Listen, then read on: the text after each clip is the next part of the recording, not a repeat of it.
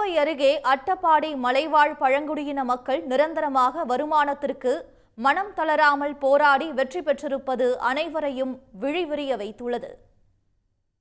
மேட்டுப்பாளையம் அருகே தமிழக கேரள எல்லைப் பகுதியாக அமைந்துள்ளது அட்டப்பாடி மலை கிராமம்.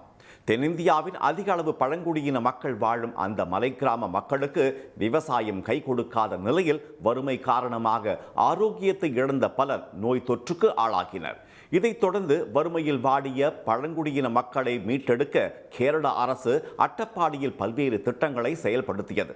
கடந்த 1980ஆம் ஆண்டு கூட்டுறவு சங்கம் மூலம் பழங்குடியின மக்களை இணைத்து செங்கல் சூளை, பட்டுப்பூச்சி வளர்ப்பு, மூங்கில் கைவினைப் பொருட்கள் உள்ளிட்ட தொழில்கள் தொடங்கியும் எதிர்பார்த்த லாபம் கிடைக்கவில்லை.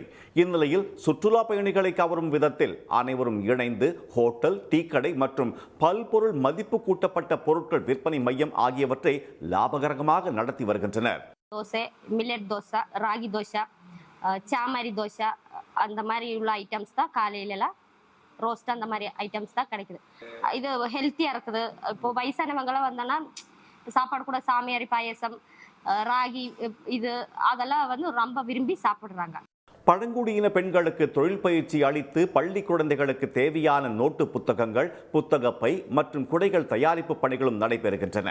வேலை அதிகமாக கிடைக்காது, தோட்ட வேலைக்கு தான் போகணும். அப்போ சர்க்கார் பദ്ധதினா தொழிலுறப்பு வந்துச்சு, அதில் 100 நாள் வேலை செஞ்சுட்டு இருந்தோம். அப்போ கூடி கஷ்டம்தான்.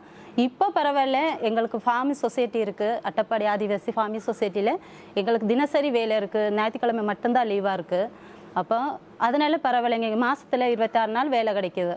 தினமும் 50 ரூபாய், 100 ரூபாய் என்ற தினக்கூலி அடிப்படையில் பணிபுரிந்து வந்த தங்களுக்கு மாதம் 10,000 முதல் 20,000 ரூபாய் வரை சம்பாதிக்க ஒருங்கிணைந்த தொழில் பூங்கா திட்டம் உதவுவதாக அவர்கள் தெரிவித்தனர்.